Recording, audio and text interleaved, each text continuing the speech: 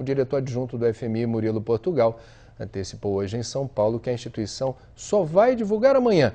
A economia mundial deve crescer 3% no ano que vem. O resultado, muito acima das previsões feitas no auge da crise, deixa claro que a recuperação da economia de vários países foi bem mais rápida do que se esperava. E entre esses países que retomaram o fôlego perdido no final do ano passado, o Brasil é um dos que mais se destacam. Sardenberg, por quê? O que está fazendo essa diferença e qual é a expectativa em relação a esse anúncio, a esse resultado? Olha, André, segundo o Fundo Monetário Internacional, o Brasil está à frente da retomada do crescimento na América Latina. E depois os números divulgados hoje pela Fiesp, a Federação das Indústrias, sobre a economia do país, reforçam as conclusões do fundo. Em dezembro do ano passado, o dono desta fábrica de válvulas para caminhões era um entre muitos empresários que não viam futuro nos negócios. Mas a gente não sabe o que vai acontecer a partir de abril. Foi um período de incerteza tão difícil que ele pensou em desistir. Ainda bem que não o fez. Foi uma surpresa total. Nós não imaginávamos o crescimento que seria. Nossos clientes aproveitaram o cenário e começaram a fazer os investimentos paulatinamente, mês a mês.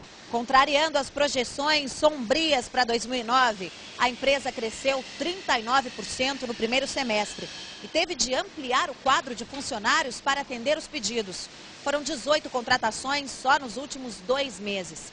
Em vários setores, os números da indústria paulista parecem comprovar a tese de que o Brasil sai mais forte da crise do que entrou.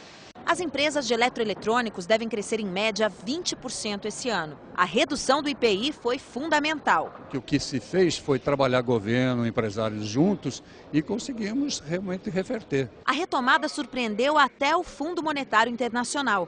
Na abertura do Congresso da Indústria Paulista, o diretor adjunto da instituição, o economista Murilo Portugal, creditou ao câmbio flutuante a responsabilidade fiscal e ao controle da inflação o bom desempenho brasileiro. O Brasil está liderando a retomada do crescimento na América Latina, graças à força da sua economia, à solidez dos seus bancos, mas também às políticas econômicas que foram adotadas para enfrentar a crise e as boas políticas que vinham sendo implementadas antes da crise. O câmbio flutuante, a responsabilidade fiscal e o controle da inflação. Murilo Portugal antecipou que a instituição deve divulgar amanhã projeções mais otimistas para 2010. A previsão anterior do Fundo Monetário Internacional, que foi divulgada em julho, era de crescimento da economia mundial em torno de 2,5% no ano que vem.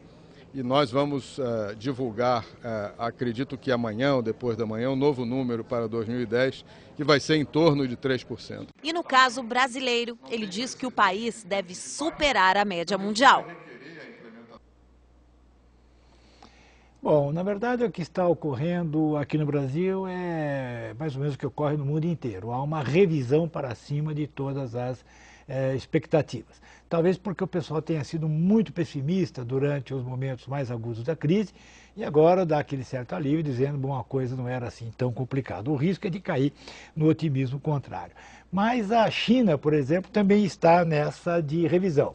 O país cresceu menos nos 2 primeiros trimestres desse ano, mas agora já está em crescimento. E eu selecionei aqui uma notícia muito interessante hoje sobre o crescimento chinês e sobre a força da economia chinesa. Eles estão na China fazendo agora uma relação dos bilionários, né? Fazer a relação das pessoas mais ricas da China. São 139 pessoas agora. Eram 101 no ano passado, agora são 139, portanto, aumentou o número dos milionários e bilionários chineses. E a coisa mais interessante são os 2 primeiros colocados da lista. O bilionário chinês, o sujeito mais rico da China, chama-se Wang Xuanfu. Ele tem 43 anos e é dono de uma fábrica de carros elétricos. É isso mesmo, fábrica de carros elétricos. A segunda colocada é uma mulher chamada Zhang Yin, e ela fabrica embalagens recicladas com aparas de papel importadas dos Estados Unidos. Ou seja, o bilionário número 1 e a bilionária número 2, ambas estão no negócio verde. Isso é uma situação. Primeiro, esses milionários chineses, e ambas estão no negócio sustentável, negócio verde. Outra curiosidade, a lista completa vai sair em outubro, mês em que a China comemora 60 anos de Revolução Comunista. 60 anos de Revolução Comunista, uma lista de bilionários. André, interessante, né? Que belo recado você está dando para os investidores em Sardenberg. A curiosidade é que a China também, há 3 anos atrás, resolveu inovar, o governo chinês, não empresários, na hora de calcular o impacto negativo causado pela poluição sobre o PIB. Eles fizeram essa conta, que deu algo em torno de 0,5% do PIB chinês, 64 bilhões de dólares o custo da poluição do ar, das águas e do solo. Esse dado, essa conta, convergente com a nova direção do Congresso do PC chinês, determinando que não vale a pena crescer a qualquer custo, mas sim de forma sustentável.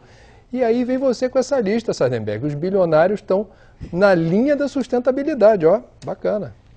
Agora, sabe quem é sócio do Xuanfu? Diga. Quem é sócio do Xuanfu na fábrica de carros elétricos? Não. Ninguém mais, ninguém menos do que Warren Buffett. Ele comprou 10% da fábrica chinesa de carros elétricos. Esse não rasga dinheiro. Sabe para onde vão as coisas. É isso aí, Sardenberg. Vamos aguardar essa revolução chinesa que não é vermelha, é verde.